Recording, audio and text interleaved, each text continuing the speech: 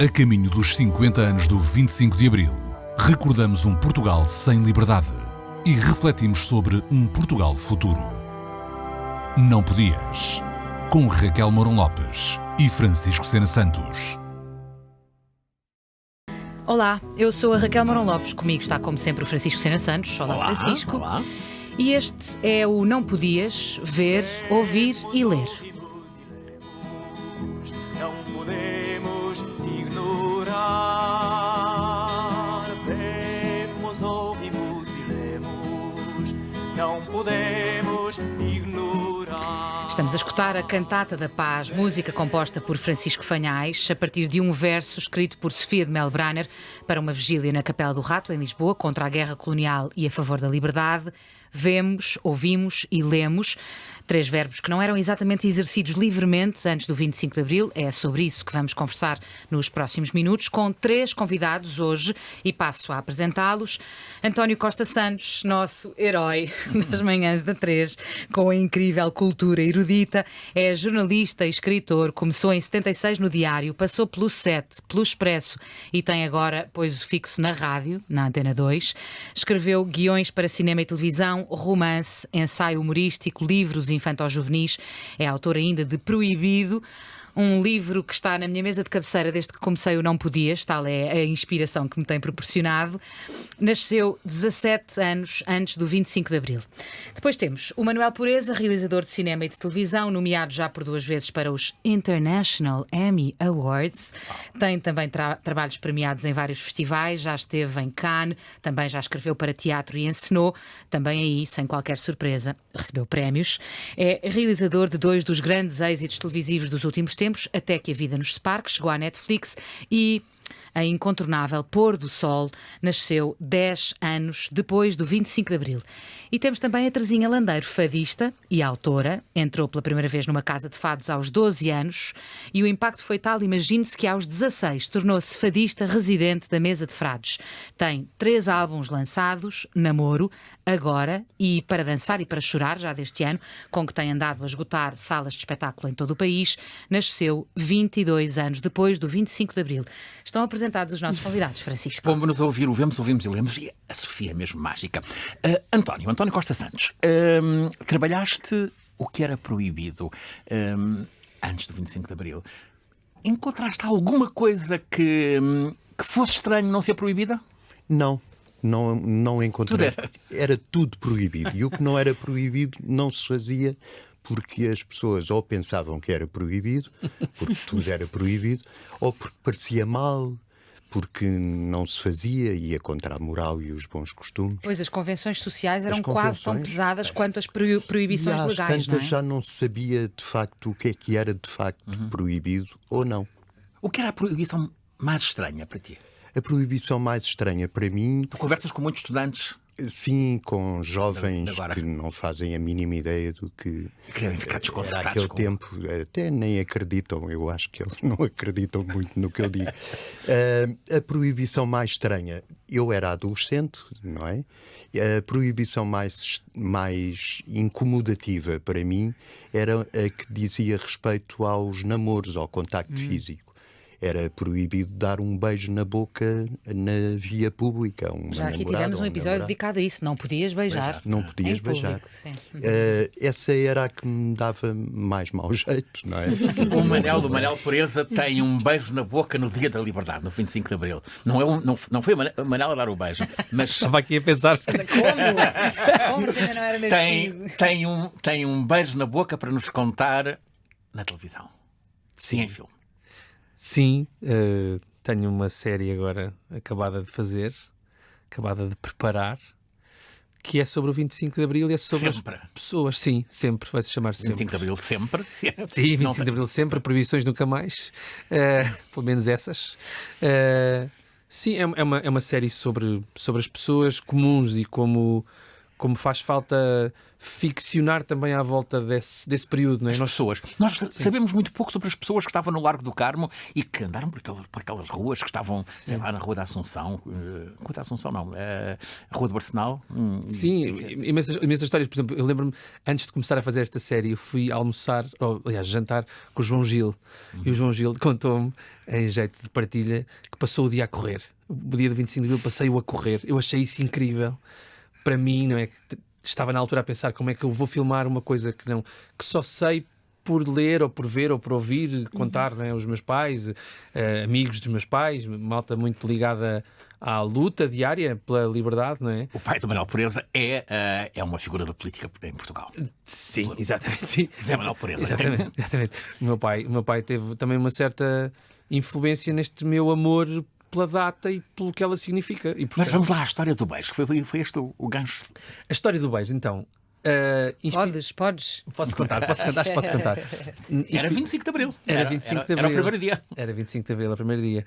E em boa verdade, isto é inspirado na história de um primo do meu pai, o nosso primo António, que era soldado e estava na rua que desce do Quartel do Carmo, ali a dos alfarrabistas, apontando a sua G3 na iminência de acontecer qualquer coisa, que ele não sabia muito bem, ninguém sabia muito bem o que é que estava a acontecer. E de repente há uma senhora que diz: Oh amigo, venha cá acima que eu tenho aqui chá e bolos. E ele passou a apontar a sua G3 da varanda para, enquanto bebia chá e comia bolos, evidentemente. Portanto, Hidratado, alimentado. Portanto, não havia pontaria que falhasse nessas circunstâncias. E nós acrescentámos uma figura de um soldado negro que se cruzou, e ainda bem, com uma realidade contada pelo nosso amigo Alfredo Cunha, que tirou a fotografia do único soldado negro que estava na frente de combate nesse dia. Tu acrescentaste, ou seja, imaginaste. Imaginei, e afinal, de repente ele existiu. E afinal era a realidade. Ele existiu, ainda bem que existiu, porque nos serviu para falar de que esta luta pela liberdade naquele dia foi muito importante, mas nós depois ficámos desatentos à liberdade dos outros, não é? E acho que continuamos desatentos a muitas liberdades, porque a nossa chega-nos, isso é uma coisa tão triste. Eu acho que aquilo que se perdeu mais, e isto é a gênese deste projeto e desta ideia, desta série, é que o 25 de Abril nasceu, acho eu, e esse foi o legado essa foi a herança que eu trago comigo e tento passar para os que estão lá em casa, pelo menos, é que foi sonhar um país em conjunto. Sonhar em conjunto é uma coisa que se perdeu. Eu sonho a minha casa. Não sonho o meu bairro, não sonho o meu país, não sonho... nem sequer sonho muito bem as associações de pais das escolas, não é? É um pesadelo. É um pesadelo, exato. Já lá vamos a esses sonhos em conjunto e ao exercício de liberdade, mas ainda não nos contaste o beijo na boca. Pronto, e a Estás verdade a fazer é essa. suspense. A verdade é essa, ou seja, o que acontece é que este soldado negro que existiu está na frente de combate e de repente há uma rapariga que vem... Na frente de combate, Largo do Carmo. Largo do Carmo. Sim. Era uma frente de combate, de facto. Era a libertação do país, era um momento decisivo. Exatamente. E há uma rapariga, segundo a legenda dessa fotografia que nos caiu no colo depois de nós criarmos essa história, que há uma rapariga que vem ter com ele e lhe espeta um beijo na boca. E eu acho que isto é tão bonito. Uma rapariga branca que vem ter com um soldado negro e lhe espeta um beijo na boca. Isso podia ser quase uma tatuagem desse dia, eu acho. É uma imagem que está no livro 25 de Abril, quinta-feira. Que era o título, com o Adelino. Era o título que eu adorava ter para a minha série, mas que já não dá. Porque é só uma quinta-feira e é uma quinta-feira que faz tanta diferença. E tudo se resolve numa quinta-feira. Estica ali mais um bocadinho até à entrada de sexta com a Junta de Salvação Nacional. Aquele episódio algo surreal em que aparecem figuras meio estranhas Mas é isso, não foi preciso o fim de semana, não é? Pois não. Resolveu-se antes. Sim, há uma reportagem do Fialho Gouveia no dia seguinte. Eu estive aqui na RTP, nos arquivos, a ver muitas imagens, não é? E a pergunta é: então, como é que se sente? Normal.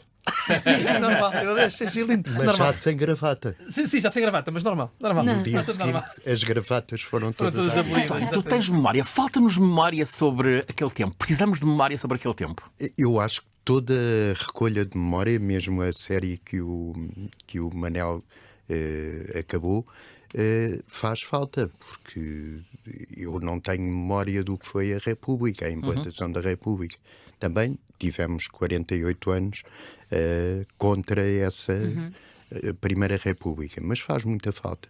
E faz sobretudo falta ter noção de que, por exemplo, tudo era proibido. Que é para evitarmos cair na mesma asneira. Nós somos mais ou menos contemporâneos. Nós somos mais ou menos contemporâneos no estudo. Na escola não se aprendia. Eu não aprendi a Primeira República na escola. Eu também não. Também não. Para mim, Era a Primeira uma coisa República era uma coisa proibida. Não, Sabia-se que era ao temos 5 de proibido. outubro. Pois. E a depois- Primeira República eram os senhores que iam à estátua do António José de Interlúdio. O Almeida. programa segue dentro de momentos de Exato. 1910 a 1926. Tu começaste a trabalhar em 76, como dissemos, no diário, não é? Sim. Nessa altura já se escrevia livremente. Livremente. Mas os teus camaradas de redação contaram-te certamente histórias de como é que Da se censura, toreava a censura. Como é que se escrevia, Exato. escrevia nas entrelinhas. Por exemplo, falar da União Soviética estava liminarmente cortado e proibido. E contaram-me que faziam, sobretudo no jornal A Bola, no tempo do Carlos Pinhão e daqueles grandes jornalistas, que davam alegremente notícias de futebol que metesse a União Soviética só pelo prazer, prazer de poder escrever. E poder o Carlos dizer. Pinhão uma vez escreveu sobre o Benfica os vermelhos e aquilo foi riscado, foi cortado Só e passou podia-se dizer os encarnados. os encarnados, não podia ser os vermelhos. Que truques é que havia, António? Que truques é que te Havia contaram? estes truques de trocar os nomes às pessoas. O José Afonso, por exemplo, no Diário de Lisboa, eu agora já não me lembro qual era o pseudónimo, mas faziam uma troca de letras para poder, porque era proibido falar. Só o nome do José Afonso já era cortado. E era também um exercício de imaginação, claro, e um exercício de cumplicidade com o leitor, porque nós, quando líamos, aprendemos a ler nas entrelinhas e nos espaços em branco, que eram proibidos também. Não se podia deixar espaço em branco na página, mas podia-se deixar uma bola cinzenta e nós já sabíamos que aquele bocado tinha sido cortado. Há uma virtude nesse tempo antigo, nesse tempo antes da Revolução, que é a gente boa que escrevia nos jornais. Textos muito bem escritos.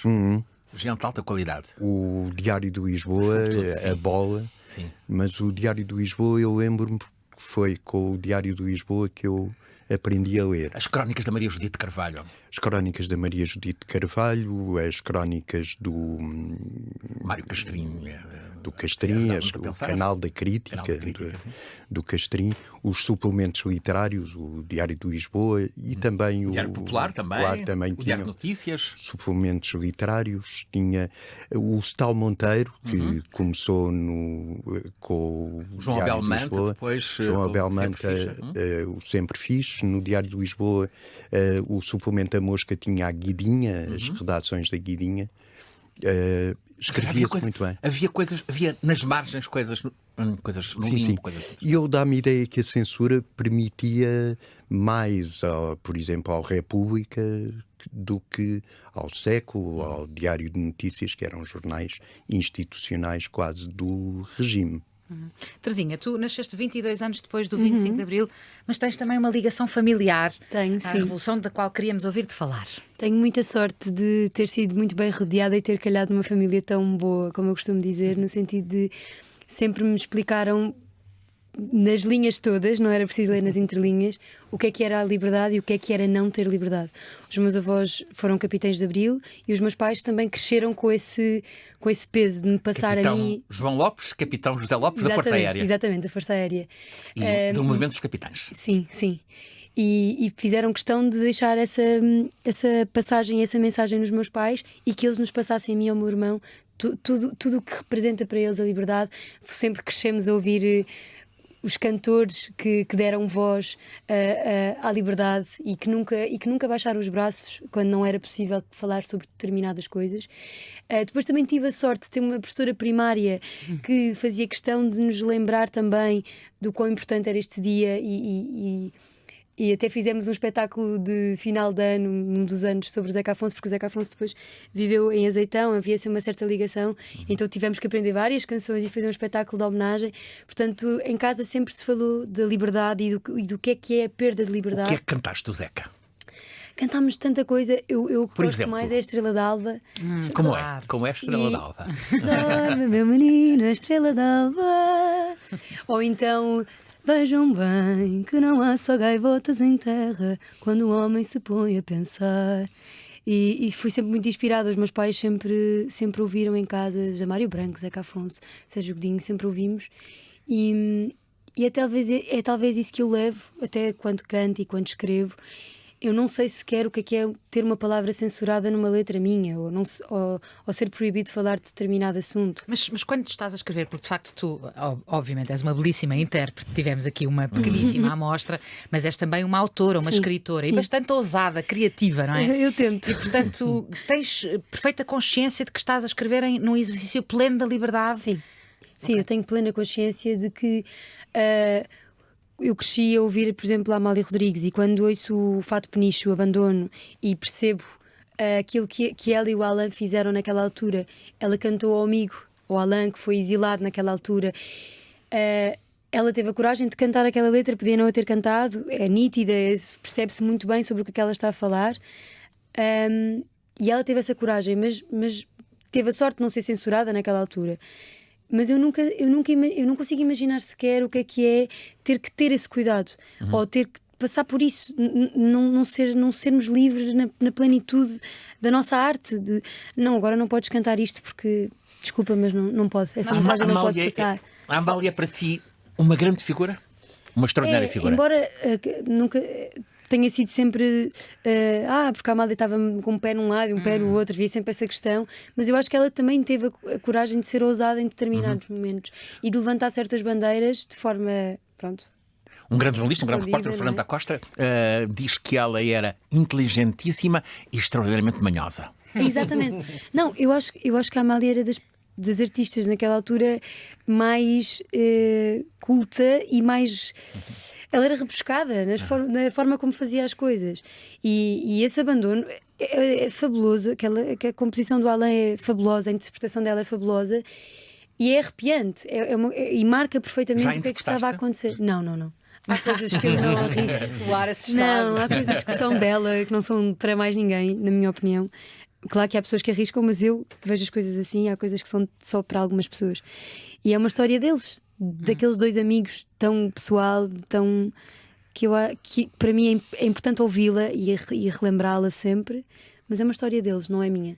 Manel, tu, enfim, já falámos do sempre, mas o pôr do sol é inevitável. Desculpa, eu sei que estás um bocadinho maçado de falar desse hiper sucesso, que horror ter no currículo uma coisa assim. Exato. Mas pronto, enfim, o pôr do sol é, na verdade, um enorme exercício de criatividade fulgurante, mas também de uma enorme liberdade, sobretudo pelo nonsense, não é? Que é um bocadinho o denominador comum de tudo o que ali se passa. Portanto, vocês, quando escreveram, foi também beneficiando, obviamente, da liberdade de poderem escrever o que quiserem, mas com a consciência desse exercício? Acima de tudo, conscientes de que estávamos a fazê-lo para uma casa em que a liberdade é importante. E não estou a passar o pano na RTP, é mesmo verdade. Quando se fala de serviço público, às vezes tende-se a isolar isso como uma espécie de cloud, não é? Para falar agora para a malta nova, uma cloud que é assim inalcançável. Mas a liberdade também é arriscar e dar, ou seja, delegar a liberdade criativa é uma coisa difícil. Eu acho que deve ser uma coisa difícil. Não me ponho nunca no papel do diretor de programas ou de um canal. Acho que deve ser uma coisa muito complicada. Nós, do nosso lado, quando estávamos a fazer o pôr do sol, começámos por pensar em todas as coisas que acontecem em novelas e fazer uma lista extensa dos lugares comuns. Tu aqui, a esta hora, frases dessas, cavalos, pessoas ricas, gêmeas, gêmea ceguinha, gêmea beta, gêmea má. Claro. E revistas de moda, evidentemente. Portanto, o que é que uma novela não tem? E escadarias.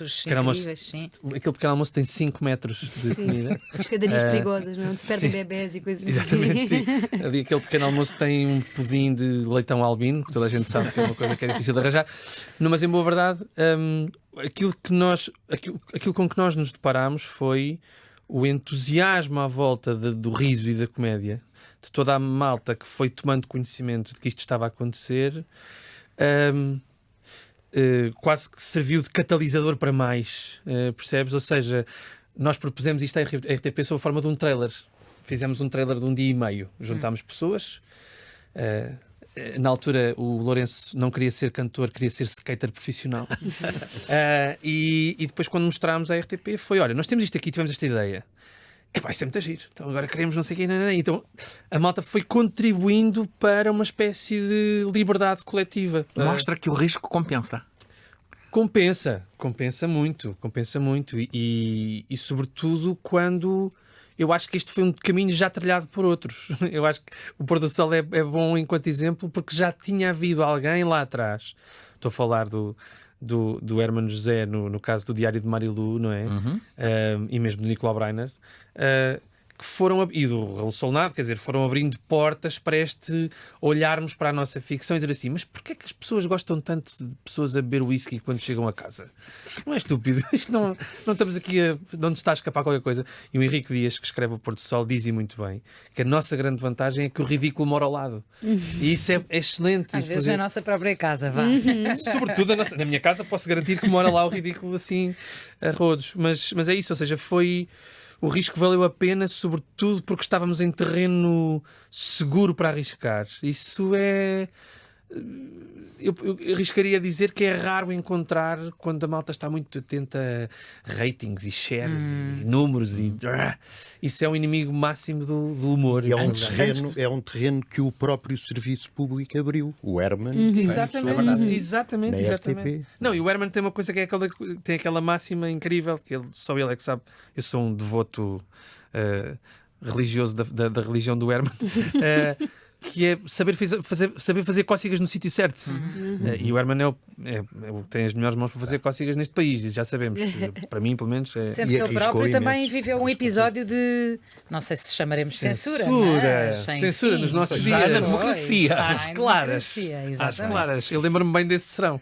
Pois, tu concebes isso de criar uma obra, escrevê-la, dedicar-te a ela, saberes que tens ali uma pérola que queres partilhar com o público e de repente vem um lápis e risca 3 páginas de diálogos. Não concebo, mas acho que a hipótese desse lápis deve fazer de nós, artistas, os tais profissionais da finta. Ainda Da hoje. melhor claro, sem dúvida, porque o lápis existe sobre várias formas. Eu acho que nós damos por garantido esta coisa de que porreiro, posso dizer o que quero e entendo. Não é bem assim. Nem sei sequer se à luz dessa bandeira do posso dizer tudo o que me apetece. Se calhar estamos a viver dias difíceis porque isso está a generalizar-se de uma maneira irresponsável. Sim, eu acho que piorou agora. Eu acho que nós estamos na pior fase de... Eu não posso dizer determinadas coisas porque vão julgar que eu penso... É uma coisa completamente... Censura social, é disso que estás a falar? Sim, completamente absurdo. Absurdo, eu acho que Leva à autocensura. Sim, nós já não dizemos porque já temos medo do que é que a pessoa do outro lado vai pensar. Sentes isso, Terezinha, quando estás a cantar, por exemplo, quando estás naquele pequenino sítio. A cantar, não. Eu não sinto isso a cantar. Eu sinto isso... Nas entrevistas, por exemplo. Exatamente. Enquanto exerço o outro lado da minha profissão, do mediatismo relativo que existe, ou cuidado, não digas não sei o quê, cuidado, não é que eu também seja uma pessoa que diga coisas despropositadas, não considero, mas há sempre esta coisa de se calhar não posso falar sobre determinado assunto, ou não me posso posicionar desta maneira, ou não posso... Porque mas é o quê? É o receio do cancelamento? Isto eu acho que é a palavra destes últimos 10 anos, é o cancelamento. Sim, mas por outro lado, isso é interessante, mas eu acho que isso é um sintoma também de que nem toda a gente é livre. Certo. Ou seja, eu olho para grupos que não têm o estranho lugar de fala que agora se fala, porque precisamente as pessoas ainda não os têm muito em consideração. Ok. Percebes o que estou a dizer? Sim, ou seja, o que eu sinto é que sim, há essa dificuldade em não ferir, não posso dizer, sobretudo em relação ao humor, a discussão dos limites do humor é das coisas que mais me enerva, claro. Porque o humor não pode ter limites. Não pode ter limites. Eu posso sentir-me ou não ofendido. Sim, isso é isso é outro outra campeonato questão, completamente distinto. Claro. Mas eu acho que ainda, de facto, a liberdade não chegou a toda a gente. E nós, lá está, isso tem a ver com a maneira como nós cuidamos dela. Nós que somos brancos, classe média, privilegiada, damos por garantida esta liberdade. E, portanto, nesse sentido, é excelente haver um programa que diz não podias, para alertar que nós, que estamos nesta situação de privilégio... Obrigada, Manel. Lá está, eu sou... Convidem mais vezes que eu venho aqui. Vemos-o sempre, Todos por isso dias. é só natural que tu elogies, eu não podias. Sem dúvida nenhuma. Mas é isso, que é aquela coisa de... Eu acho que nós ainda não percebemos muito bem isto. São 50 anos, mas é um bebê. É mesmo um bebê. E acho que agora aquilo que importa, e o António estava a dizer isto com muita razão, que é como é que se pensam os próximos 50 anos? Ok, o António escreveu agora um livro, foi proibido até aqui. O que é que hoje em dia parece livre, mas não é? Manel, aliás, António, a pergunta é para ti, direta. Eu acho que, além disso, ficou na minha geração e na geração das pessoas mais velhas do que eu, ficou na nossa cabeça o proibicionismo. Nós temos tendência para, por um lado, mesmo passados 50 anos sobre o Dia da Liberdade, temos tendência para ter medo de exercer certas liberdades. E, por outro, temos tendência para andar a proibir. Isto proibir é entre aspas, não é? Proibir os outros. Fomos formatados, formatados para policiar, para achar que a nossa opinião ou o que nós fazemos, os nossos comportamentos é que são justos e corretos e os dos outros são para proibir, para censurar, no mínimo. E acho que isso foi uma herança que espero que quem nasceu depois do 25 de Abril vá perdendo isso ou nem sequer adquira esses maus hábitos. Eu tenho uma opinião em relação à nova geração, à minha geração. Por exemplo, se falássemos de liberdade e puséssemos em causa a liberdade no tempo dos meus avós, eu ainda vi os meus avós revoltarem-se, zangarem-se, ficarem zangados quando se punha em questão a liberdade, porque para eles era um assunto mesmo muito sério, porque eles não a tiveram durante muito tempo. Portanto, era uma questão realmente séria e nem se sabem o que é o bem. É isso, e nem se punha em questão. Para eles era inconcebível existir gente que era contra o 25 de Abril. Os meus avós ficavam realmente revoltados, porque eles diziam: as pessoas não têm noção de como é que muitas das pessoas viviam, a pobreza que existia, a fome que se passava. Eram questões para eles mesmo muito complicadas. E o que eu sinto com a nossa geração é que, como nós nunca passámos por isso, há pessoas que não valorizam essa liberdade. E estamos a ficar, e eu acredito, e estava a falar isto com o meu pai há pouco tempo, estamos a tornar-nos um povo muito egoísta. Muito egoísta. Eu via os meus avós e a partilha que existia entre eles. Os meus avós, curiosamente, sempre foram melhores amigos. Por isso é que os meus pais se conheceram. E isso é super engraçado. Sempre foram pessoas muito generosas, de olhar naturalmente para o lado. E não era porque eram boas pessoas. Eu acho que como vieram do que vieram, a visão deles era completamente diferente. E nós estamos-nos a tornar um povo mais aberto, tentar ser mais abertos e a aceitar tudo aquilo que existe, mas muito mais egoístas. Mas e o que é que falta então à tua geração para que essa sensibilização lhes chegue? Eu acho que é conversar. Eu acho que falta diálogo. Vai ser espetacular. Eu acho que falta muito diálogo. As pessoas não conversam, estão fechadas nos seus mundos. Cada vez mais importa é a carreira e a parte social de como é que se vê e de como é que os outros os veem, mas não conversam. Não há conversas com pessoas mais velhas. Perdeu-se o interesse, perdeu-se a curiosidade, lê-se cada vez menos. Eu vejo isto assim. Exatamente, olha, nem mais. Então, há uma coisa, vocês conhecem o paradoxo do intolerante, do Karl Popper? Não. Temos de ser intolerantes com os intolerantes. Porque temos mesmo de ser, ou seja, porque a intolerância, o intolerante que entra e diz assim: mas eu também tenho direito a falar. Não. Se calhar não tens. Não. Se calhar não tens. E lá está, há bocado estamos a dar a volta por aí, que é essa coisa de já não posso dizer. O perigo, de facto, há coisas que nós não devíamos dizer porque ferem outras. E depois há aquelas pessoas que vão ferir outras por aquilo que vão dizer e sabem que vão ferir. Exatamente. E nós, portanto, sob a bandeira da liberdade, dizem: mas eu também tenho direito a dizer. Não tens direito a dizer. Não tens, não. Há coisas porque vais que não magoar podes. Só. Há coisas que não. E eu acho que isso, a nossa geração, a tua geração e a minha, portanto, mais ou menos ali muito próximas, tem de facto. Eu acho que tu disseste tudo com a coisa de não falamos. Nós não falamos e, portanto, não falamos em conjunto. Por exemplo, uma coisa que tem sido ridicularizada na ficção, agora puxando aqui a brasa à minha sardinha, que eu acho que me enerva profundamente, é quando se revê aquele período. Eu acho mesmo muito interessante que se fizessem plenários sobre tudo. Acho mesmo. E a maneira como a ficção mostra é assim: estes gajos eram tão estúpidos que até para decidir se iam à casa de banho ou não faziam um plenário. Não era bem assim. Se bem que houve certamente muitos.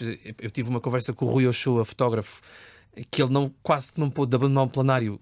Ele estava a dizer: bom, a minha filha está a nascer, eu recebi agora uma chamada, você está a pôr os seus interesses pessoais à frente dos interesses do partido. E ele disse: desculpem, eu quero lá saber, vou-me embora. Mas isso é muito engraçado, ou seja, eu acho que de facto nós não falamos, mas não falamos daquilo que dói. É isso. Estamos numa fase em que não queremos magoar ninguém, então andamos sempre com paninhos quentes e ninguém se quer magoar e ninguém quer falar dos temas realmente fraturantes. Ninguém quer saber. E é isso, exatamente. E eu acho que aquilo que nos falta, muito sinceramente, e vou falar contra todas as pessoas que eu conheço da minha idade, é que nos falta que nos doa. Não nos dói, dói-nos pouco. Como é que aconteceu essa derrapagem, Manuel? Como é que resvalámos para isso? Eu acho que é natural. Eu acho que isto é cíclico. Mas porque só compreendemos se passarmos pelas coisas, é isso? Não é, eu acho que não nos Não custa. devia ser preciso. Não nos custa. Às vezes, eu acho que às vezes devia ser preciso um bocadinho custar-nos. Custar-nos no melhor sentido. Não me devia custar pedir ajuda. Acho eu que não devia custar pedir ajuda. E hoje em dia custa muito pedir ajuda e custa ainda muito mais ajudar, que é uma coisa estúpida. Não faz sentido nenhum. Certamente todos nós conhecemos pessoas que estão a passar dificuldades e dificilmente algum de nós prescindiu de uma tarde a ouvir um CD. Onde é que eu estou? Por amor de Deus. Já não se ouve, lamento. Playlist, Não, ou seja, não perdemos isso. Eu acho que isso... Como é que se chegou aí? Eu tenho a minha teoria, que é os meus avós passaram por coisas que os meus pais já não passaram. E eu não passei pelas mesmas coisas que os meus pais passaram. Eu nunca tive... Os meus pais acho que também nunca tiveram dificuldades, porque também são de um estado social privilegiado. Pronto, mas em boa verdade, nós fomos consolidando confortos. Mas é daí então que vem este individualismo que tu Claro que agora estás a sim, identificar. claro que sim. Ou seja, tu queres o melhor aspirador. Pois. Não é? Tu queres que o teu cão tenha um pelo lustroso. No outro dia, por exemplo, eu passei o meu cão... Prioridades. Eu passei o meu cão sem trela. O meu cão é um rafeiro. Não faz mal a uma mosca. Tem medo de moscas, o meu cão. O meu cão chama-se Strogonoff. É a primeira vez que eu falo do meu cão no programa de rádio. Obrigado. Mas é isso. E estava a passeá-lo e de repente há um cão que vem com uma senhora. O meu cão envolve-se com ele numa brincadeira. Ela fica muito atrapalhada e diz: o meu é um Golden e está preso. E eu digo assim: mas isto cabe na cabeça de alguém. Por favor, cabe na cabeça de alguém. essa fala tem de entrar numa série. Claro que eu já tatuei aqui alguns no meu corpo, só para não me esquecer, mas o meu é um Golden e está preso. Que pena o seu Golden estar preso. Que pena. E eu pensei assim: isto é uma metáfora tão espetacular para os dias que correm, que o meu é um Golden e está preso.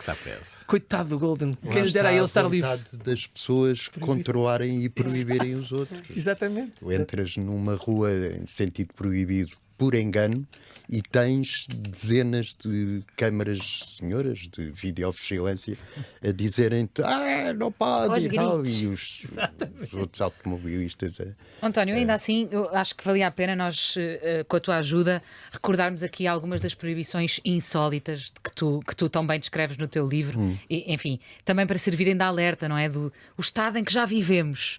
Podes, Sim. por favor, nomear algumas, aquelas que talvez te tenham surpreendido mais ou que antecipes que nos surpreendam a nós. Sim, era proibido andar de bicicleta sem licença. É uma coisa que me surpreendeu, porque eu era um menino privilegiado e andava de bicicleta no jardim sem grandes problemas.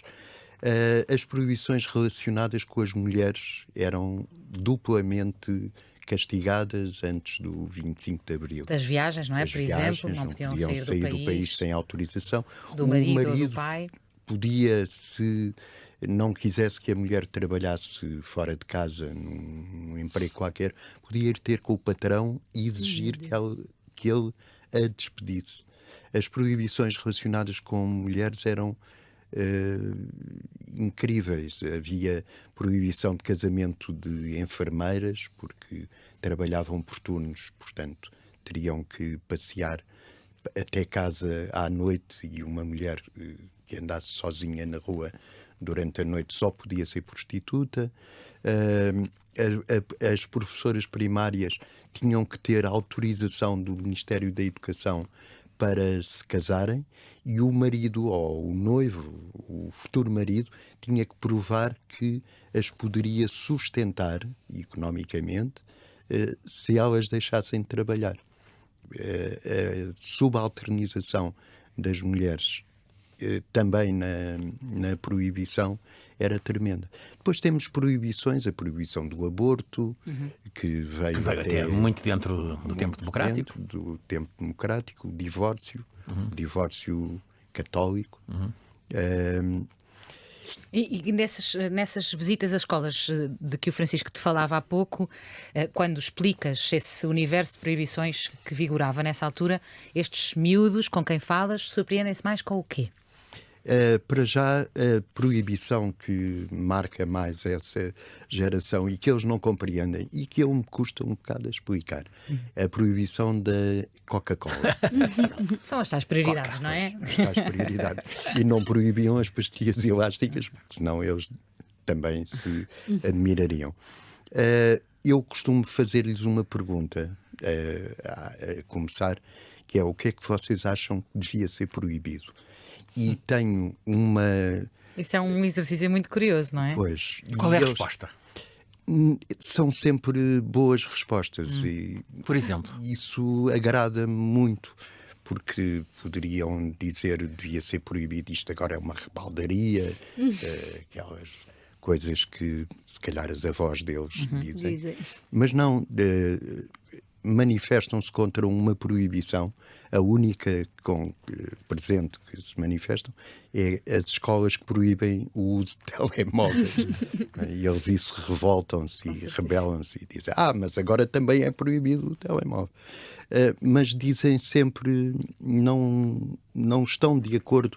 É quase o maio de 68 para eles. É proibido, proibir. António, tanta gente lutou pela liberdade, na clandestinidade, muita gente sofrer imenso. Há gente muito valente na área das artes, da cultura. Foi possível aparecer em grupos de teatro como a Comuna, o Grupo 4, o João Lourenço, o Rui Mendes. Ou seja, havia, apesar de tudo... O TEP, o Teatro Experimental do Porto, depois, António Pedro. Apesar de tudo, era possível furar. Era possível furar, claro.